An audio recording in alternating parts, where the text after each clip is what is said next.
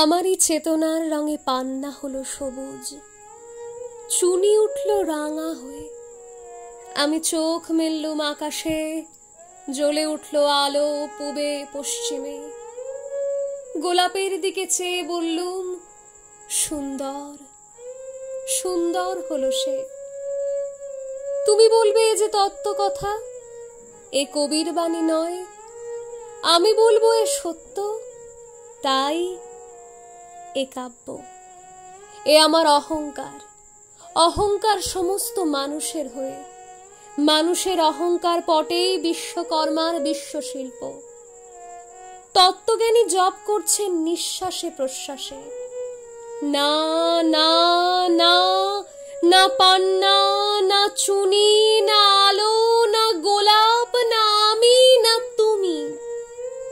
ওদিকে অসীম যিনি, তিনি স্বয়ং করেছেন সাধনা মানুষের সীমানায়। তাকেই বলে আমি। সেই আমিরও গহনে আলো আধারের ঘটল সঙ্গম। দেখা দিল রূপ, জেগে উঠল রস। না কখন ফুটে উঠে হলো হাঁ, মায়ার মন্ত্রে, রেখায় রঙে, সুখে দুঃখে। একে বলো না তত্ত্ব, আমার মন হয়েছে পুলকিত। বিশ্ব আমির রচনার আসরে হাতে নিয়ে তুলি, পাত্রে নিয়ে রং। পণ্ডিত বলছেন, বুড়ো চন্দ্রটা নিষ্ঠুর চতুর হাসি তার। মৃত্যুদূতের মতো গুঁড়ি মেরে আসছে সে পৃথিবীর পাঁজরের কাছে। একদিন দেবে চরম টান তার সাগরে পর্বতে। মর্তলোকে মহাকালের নূতন খাতায় পাতা জুড়ে নামবে একটা শূন্য। গিলে ফেলবে দিন রাতের জমা খরচ। মানুষের কীর্তি হারাবে অমরতার ভান, তার ইতিহাসে লেপে দেবে অনন্ত রাত্রির কালি।